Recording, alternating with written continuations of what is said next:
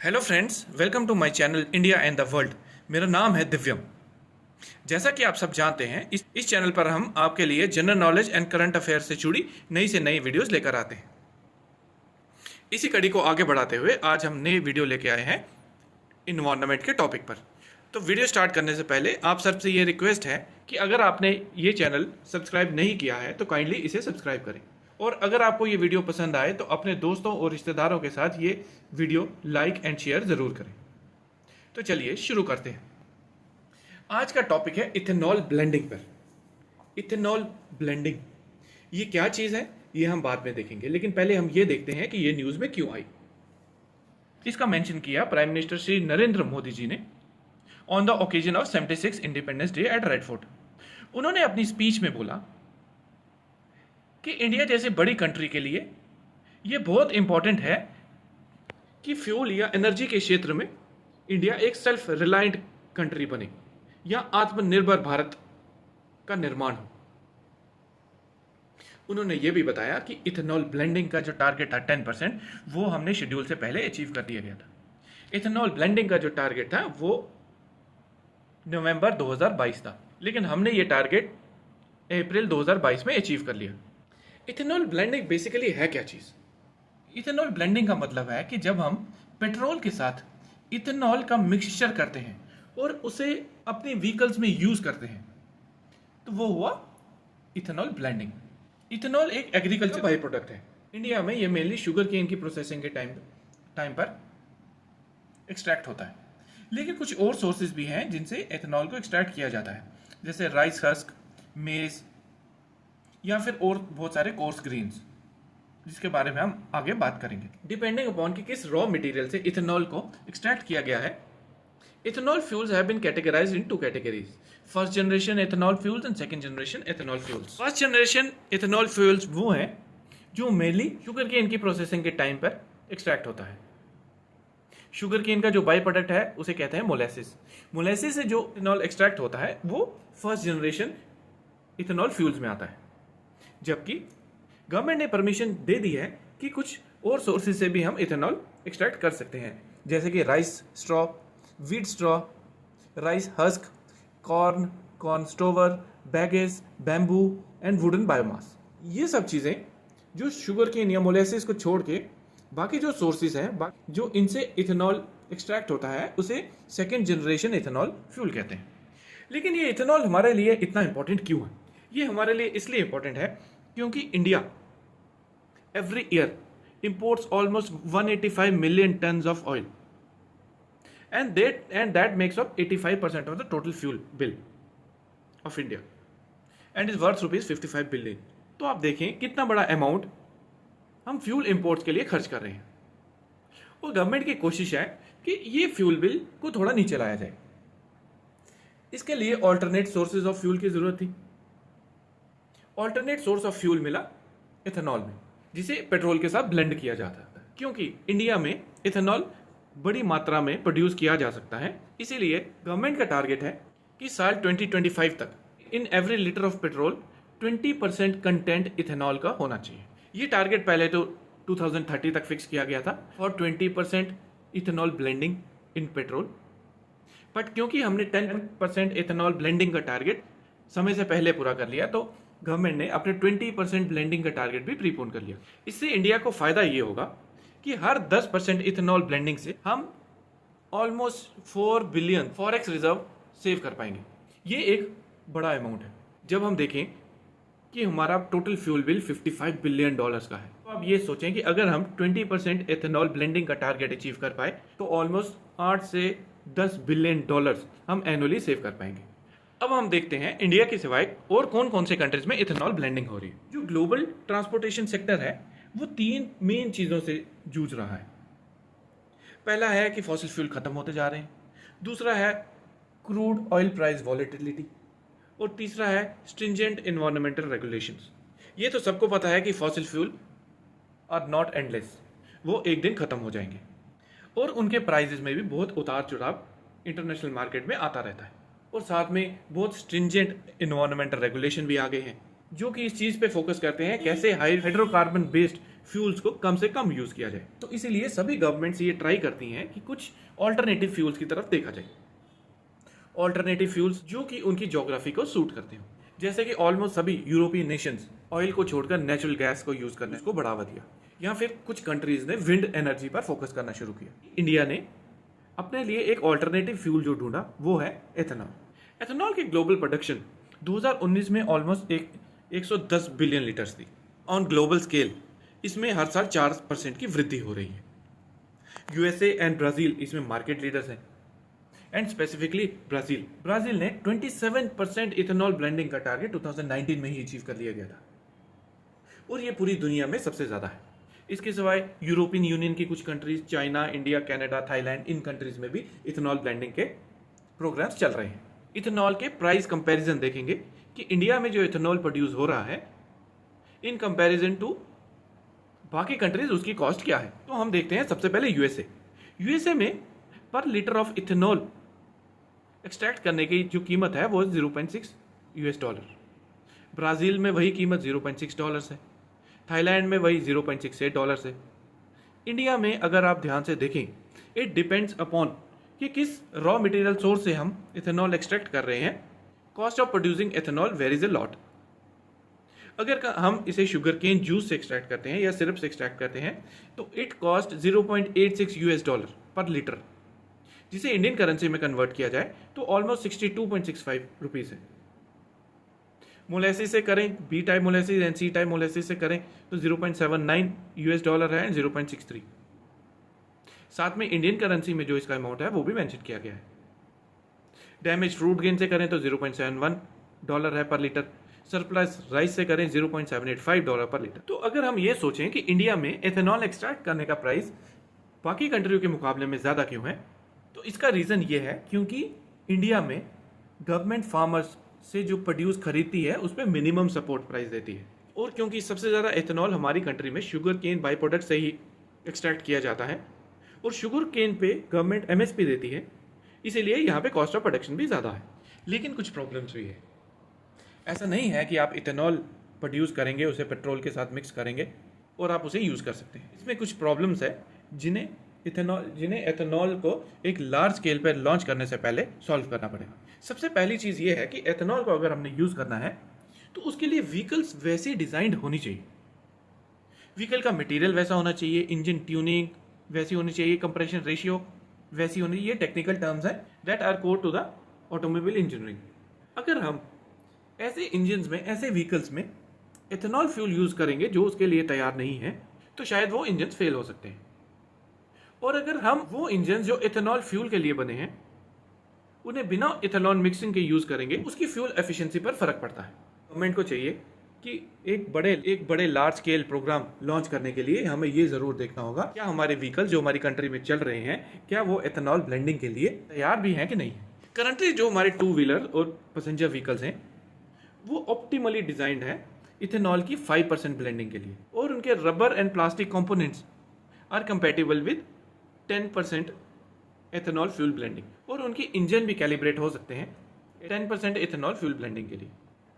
लेकिन और अगर गवर्नमेंट ने ये मन बनाया है कि इथेनॉल ब्लेंडिंग परसेंटेज हम 20% तक ले जाएंगे तो इसके लिए पहले इंजन्स को ऑप्टिमली डिजाइन करना पड़ेगा फॉर 20% ब्लेंडिंग, उसके बाद ही 20% ब्लेंडेड फ्यूल लॉन्च हो पाएगा। अब देखते हैं कि ये इंपॉर्टेंट क्यों है। क्या सिर्फ इससे फॉरेक्स रिजर्व सेव होते हैं इसीलिए इंपॉर्टेंट है हमारे लिए? ऐसा नहीं है। तो हम देखते हैं कि इन्वायरमेंट पे इसका इफेक्ट कैसा है। इथेनॉल एक ऐसा फ्यूल है जो पूरी तरह इंजन में बर्न होता है। क्योंकि वो पूरी तरह इंजन में बर्न होता है इसीलिए कार्बन डाइऑक्साइड एमिशंस आर 0। अगर हम जो लेफ्ट ओवर रेजिड्यू है राइस हार्वेस्ट का, जिसे हम पराली कहते हैं इन नॉर्दर्न इंडिया, अगर हम उसे इथेनॉल बनाना स्टार्ट करें तो सोचें कि स्टबल बर्निंग की कम हो जाएंगे, जो दिल्ली में हर साल एक मेजर कारण बनता है पोल्यूशन का, वो कितना कम हो जाएगा। जो सेकेंड जनरेशन एथेनॉल फ्यूल्स हैं वो ग्रीन हाउस गैसेस को इतना कम कर देंगे उससे almost 3 lakh ton of CO2 emissions जितने ग्रीन हाउस गैसेस कम एमिट हुआ करेंगे। ये ऐसा ही है कि अगर हम अपनी कंट्री से 63,000 कार को चलाना बंद कर दें, 63,000 कार्स को चलाना बंद कर दें, लेकिन कार्बन डाइऑक्साइड पे तो इसका इफेक्ट है ही, लेकिन एक और की पोल्यूटेंट है नाइट्रस ऑक्साइड। इस टेबल में भी हम देखेंगे कि इथेनॉल यूज करने से जो ग्रीन हाउस गैसेज हैं जैसे कार्बन मोनोऑक्साइड, नाइट्रोजन के ऑक्साइड्स हैं या अदर हाइड्रोकार्बन्स हैं, उनकी एमिशन कितनी कम रहेगी। तो आप देखें, अगर हम 10% ब्लेंडेड फ्यूल यूज कर रहे हैं इन टू व्हीलर, उससे कार्बन मोनोऑक्साइड का कॉन्टैक्ट 20% कम हो जाएगा। और वहीं हम अगर 20% ब्लेंडेड फ्यूल यूज कर रहे हैं तो कार्बन मोनोऑक्साइड ऑलमोस्ट 50% कम हो जाएगा। वैसे ही 4 व्हीलर्स में देखा गया है कि अगर हम 10% ब्लेंडेड फ्यूल यूज कर रहे हैं तो कार्बन मोनोऑक्साइड जो एयर में रिलीज होती है वो 20% कम हो जाएगी, जबकि 20% ब्लेंडेड फ्यूल से 30% कम हो जाएगी। वहीं हाइड्रोकार्बन्स जो रिलीज होते हैं ऑलमोस्ट 20% कम हो जाएंगे सभी कैटेगरीज में। और जैसा कि मैंने आपको बताया, जो नाइट्रोजन ऑक्साइड है ये भी एक सिग्निफिकेंट ग्रीन हाउस गैस है, इसके ऊपर ऑलमोस्ट कोई भी फर्क नहीं पड़ने वाला है by using ethanol as fuel. लेकिन इसी के साथ कुछ चैलेंजेस भी हैं। अगर हम 20% इथेनॉल ब्लेंडेड फ्यूल मार्केट में लॉन्च करते हैं तो इसके लिए कुछ प्रॉब्लम्स आएंगी। उन प्रॉब्लम्स को सॉल्व करना ज़रूरी है। सबसे पहला इम्पैक्ट आएगा व्हीकल मैन्युफैक्चरर पर। व्हीकल मैन्युफैक्चरर्स को व्हीकल्स के इंजन एंड कंपोनेंट्स को फिर से टेस्ट एंड कैलिब्रेट करना पड़ेगा विद 20% इथेनॉल ब्लेंडेड फ्यूल, जिसे हम E20 फ्यूल बोलते हैं। व्हीकल मैन्युफैक्चरर के जो वेंडर्स हैं उन्हें भी एडिशनल कंपोनेंट डेवलप करने पड़ेंगे विद E20 फ्यूल्स। ये एक अच्छी बात है कि ये सभी कंपोनेंट्स इंडिया में बन सकते हैं। मैन्युफैक्चरर की असेंबली लाइन पे इसका कोई खास असर नहीं आएगा। असर किस पर आएगा? कंपोनेंट मैन्युफैक्चरर को। तो कोई मेजर स्ट्रक्चरल चेंज तो नहीं करना पड़ेगा कंपोनेंट्स में जब हम माइग्रेट कर रहे होंगे E10 से E20 फ्यूल पर। लेकिन इंजन रिलेटेड और फ्यूल रिलेटेड जो कंपोनेंट्स हैं जैसे पिस्टन रिंग, पिस्टन हेड, ओ रिंग, सील्स, फ्यूल पंप्स, सबको कैलिब्रेट करना पड़ेगा E20 फ्यूल्स के लिए।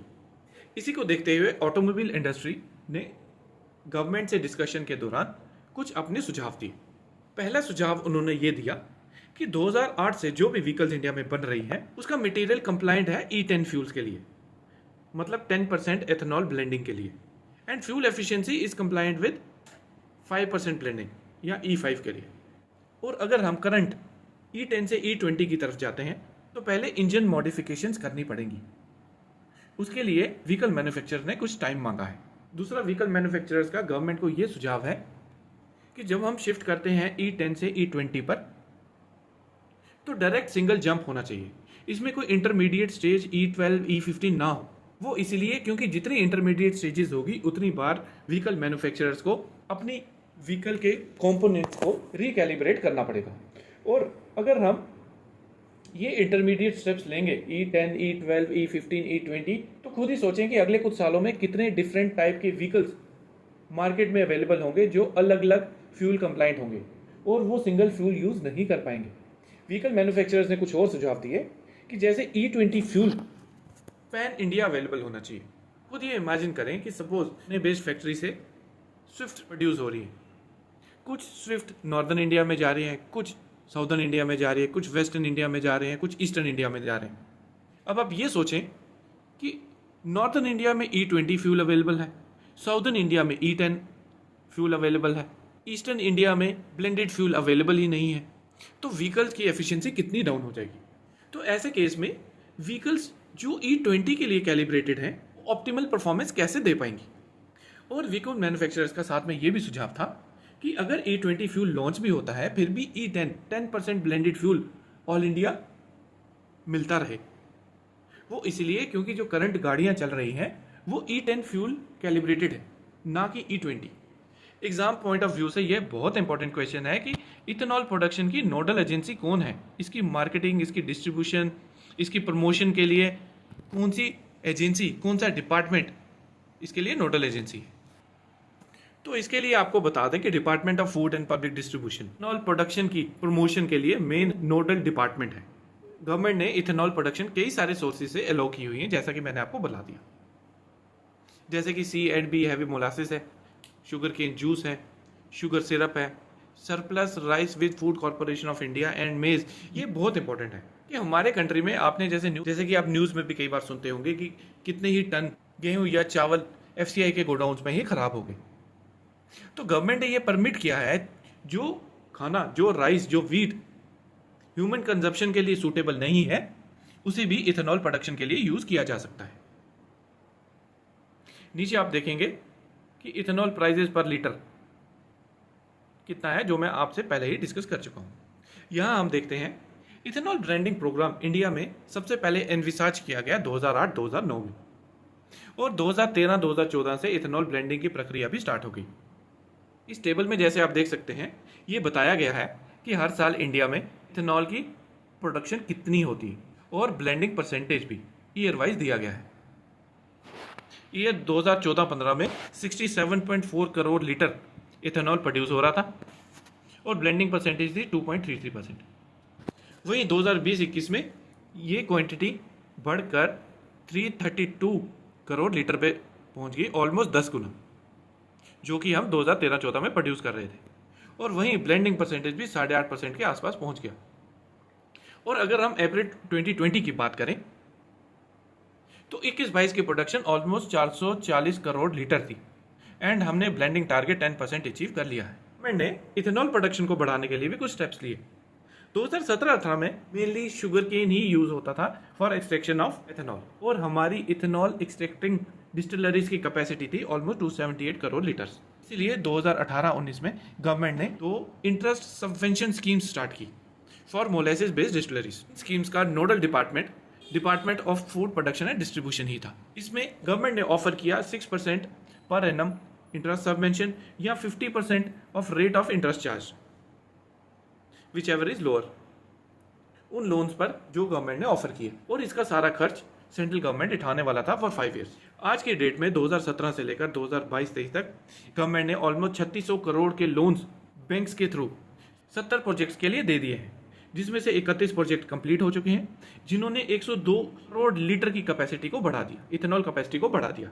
और ऑलमोस्ट 39 और प्रोजेक्ट्स मार्च 2022 तक भी कंप्लीट हो चुके हैं, जिसने 93 करोड़ लीटर्स की कैपेसिटी को बढ़ा दिया। क्यूमुलेटिवली आज हमारी देश की इथेनॉल प्रोड्यूसिंग कैपेसिटी 519 लीटर के आसपास पहुंच चुकी है।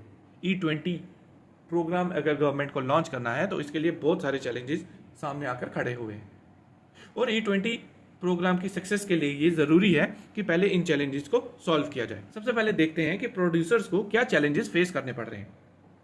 सबसे पहला चैलेंज तो है रॉ मटेरियल को लेकर। प्रोड्यूसर्स को ये इंश्योर करना होगा कि सफिशिएंट फीड स्टॉक अवेलेबल है, जैसे कि शुगर केन या बाकी फूड केन जिन्हें सेकेंड जनरेशन इथेनॉल फ्यूल्स को प्रोड्यूस करने के लिए यूज किया जाता है, जैसे कॉर्न, व्हीट हस्क वगैरह सफिशिएंट क्वांटिटी में अवेलेबल हो। दूसरा, एथेनॉल प्रोडक्शन फैसिलिटीज को ऑगमेंट करने की जरूरत है।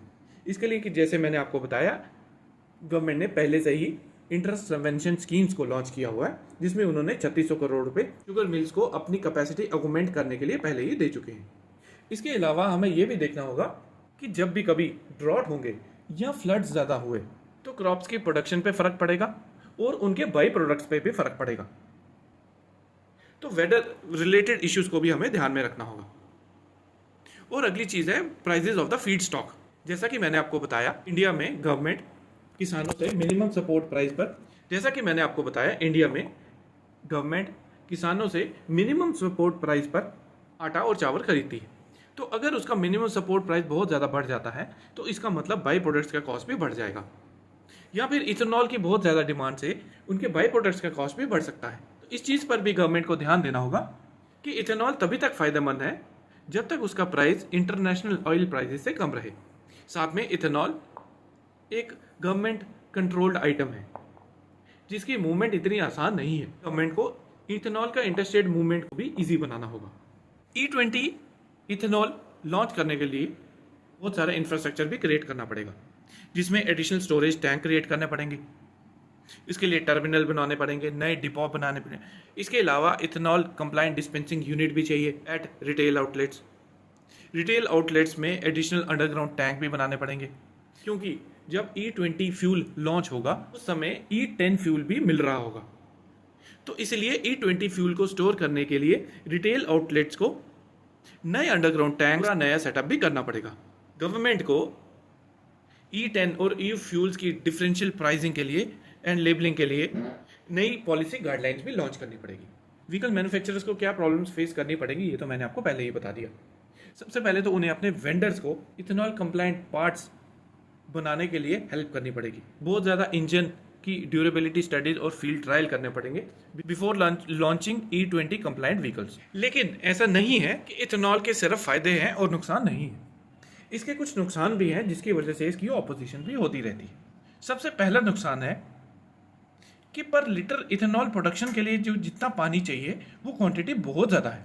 इंडिया में sugar cane is the cheapest source of producing ethanol और 1 टन शुगर केन प्रोड्यूस करने के लिए almost 2 lakh litres of water चाहिए।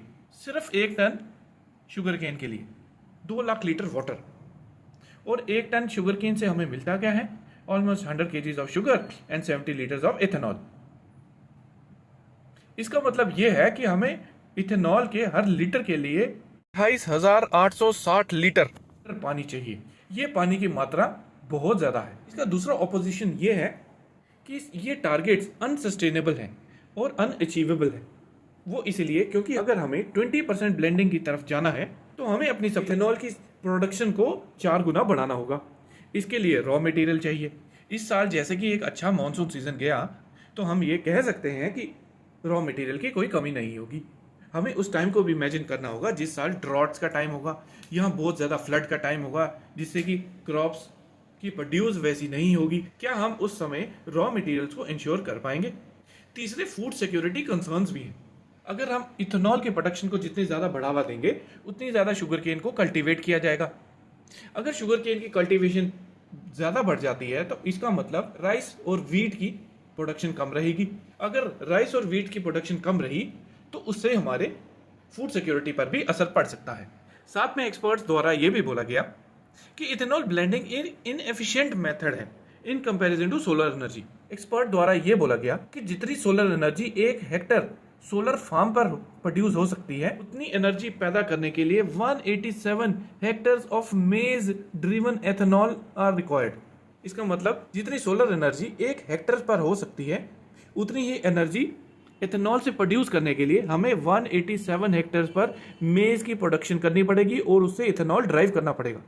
इसलिए ये कहा गया कि हमें ethanol as an alternative source को छोड़कर सोलर एनर्जी पर ज़्यादा कॉन्सेंट्रेट करना चाहिए। लेकिन हमें अपनी कंट्री की करंट सिचुएशन को भी देखना होगा कि अगर हम ज़्यादा सोलर एनर्जी प्रोड्यूस भी कर लेते हैं लेकिन वो व्हीकल्स में काम नहीं आ सकती क्योंकि इंडिया में अभी इतनी ज़्यादा इलेक्ट्रिकल व्हीकल्स का चलन नहीं बढ़ा है। ये because of the uncertainty about future production India के लिए ये आसान नहीं होगा कि साइमल्टेनियसली आप अपनी डोमेस्टिक फूड प्रोडक्शन को भी बढ़ाएं, उसके एडिक्वेट स्टॉक्स को भी रखें, आप जो अपनी एग्रीकल्चर एक्सपोर्ट मार्केट है उसको भी मेंटेन करके रख पाएं और कुछ ग्रेन्स को डाइवर्ट कर पाएं इथेनॉल प्रोडक्शन के लिए at expected rates in the coming year.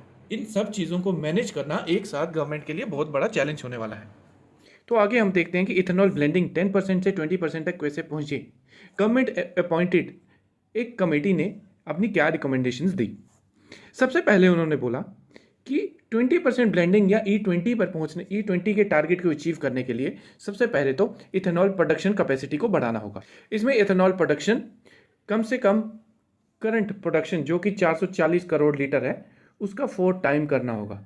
Sugar cane based ethanol extraction को 760 करोड़ लीटर और grain based ethanol production capacity को 740 करोड़ लीटर्स तक पहुंचाना होगा। और एक इंपॉर्टेंट चीज कमेटी ने हाईलाइट की जो हमने आपसे पहले डिस्कस भी किया था कि there should be uniform availability of ethanol blends in the country, कि पैन इंडिया सेम टाइम के एथेनॉल अवेलेबल होना चाहिए। और इसी के साथ हमें सिर्फ बायोफ्यूल्स पे डिपेंडेंट नहीं रहना चाहिए या एग्रीकल्चर बेस्ड बाई प्रोडक्ट्स जिनसे एथेनॉल डिराइव होता है या एक्सट्रैक्ट होता है उस पर डिपेंडेंट नहीं रहना चाहिए। सिर्फ हमें advanced non food based feed stock पे भी डिपेंड होना है। हमें इन द लॉन्ग रन ऐसी टेक्नोलॉजी डेवलप करनी होगी जिससे हम एथेनॉल प्रोड्यूस कर सकें नॉन फूड फीड स्टॉक से, जिसे हम एडवांस्ड बायोफ्यूल्स कहेंगे। इसी के साथ हमें स्पेशल एफर्ट्स करने होंगे इन्वेस्टर्स को उन पार्ट्स में अपने डिस्टिलरी प्लांट्स सेटअप करने के लिए जो कि लेस अट्रैक्टिव हैं, जैसे कि नॉर्थ ईस्ट या फिर जम्मू कश्मीर जैसे एरियाज जहां पर टोपोग्राफिक डिफिकल्टीज हैं। गवर्नमेंट को ये प्लान लेके आना चाहिए कि E10 फ्यूल्स को कैसे पैन इंडिया अवेलेबल करवाएं और वो कंटिन्यू रहे टिल 2025 और उसके बाद भी जब E20 व्हीकल्स लॉन्च होंगे, ताकि जो एग्जिस्टिंग व्हीकल्स हैं उनके लिए फ्यूल सप्लाई पर कोई इफेक्ट ना पड़े। अगली रिकमेंडेशन जो कमेटी ने दी वो था इंफ्रास्ट्रक्चर को ऑगमेंट करने के लिए।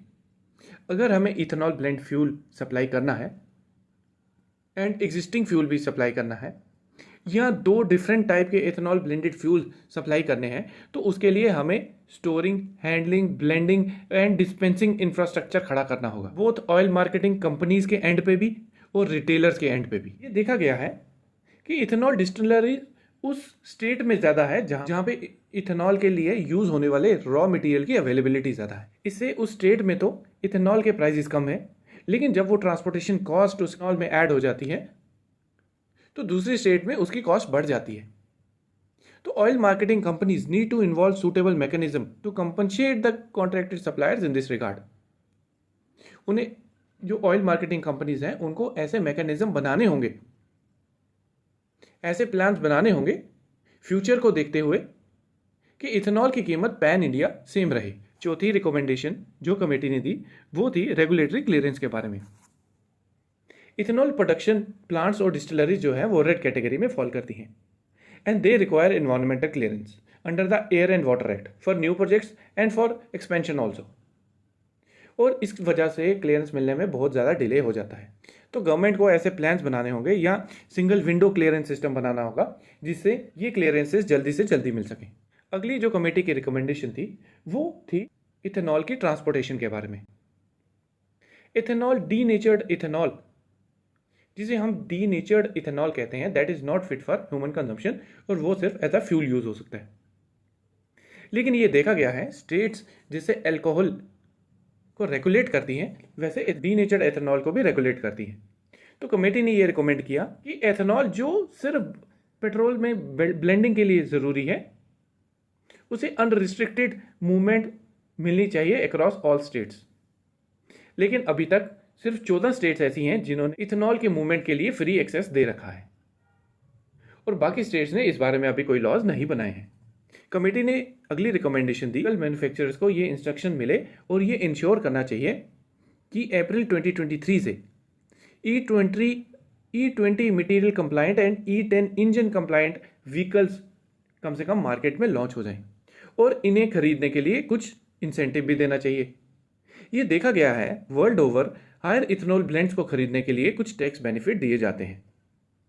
एक ऐसी सिमिलर अप्रोच इंडिया में भी अडॉप्ट होनी चाहिए ताकि जो इंजन कॉस्ट और जो manufacturing cost E20 fuel introduce करने की वजह से बढ़ी है वो ऑफसेट हो सके लोअर फ्यूल प्राइसेस की वजह से। साथ में इथेनॉल ब्लेंडेड पेट्रोल को इंसेंटिवाइज करना चाहिए और इसकी प्राइसिंग नॉर्मल पेट्रोल से कम रहनी चाहिए ताकि व्हीकल की बढ़ी हुई कॉस्ट और एफिशिएंसी जो इथेनॉल बेस्ड फ्यूल यूज़ करने से कम हुई है वो कंपनसेट हो सके। साथ में कमेटी ने ये रिकमेंड किया कि वो crops which are less water intensive उनसे कोशिश करनी कंट्री की ज़्यादा से ज़्यादा इथेनॉल प्रोडक्शन आए in comparison to sugar cane, because sugar cane production के लिए वाटर रिक्वायरमेंट बहुत ज़्यादा है। इसलिए हमें उन क्रॉप्स को इथेनॉल प्रोडक्शन के लिए प्रमोट करना चाहिए which are less water intensive crops like coarse grains and wheat. तो दोस्तों ये था आज का टॉपिक। वीडियो थोड़ी सी लंबी होगी लेकिन आई होप कि आपने इथेनॉल ब्लेंडिंग के सभी एस्पेक्ट्स को अच्छे से समझ लिया होगा। तो अगर आपको ये वीडियो पसंद आई हो तो इस वीडियो को लाइक, शेयर और सब्सक्राइब ज़रूर करें। Thank you so much. जय हिंद, जय भारत।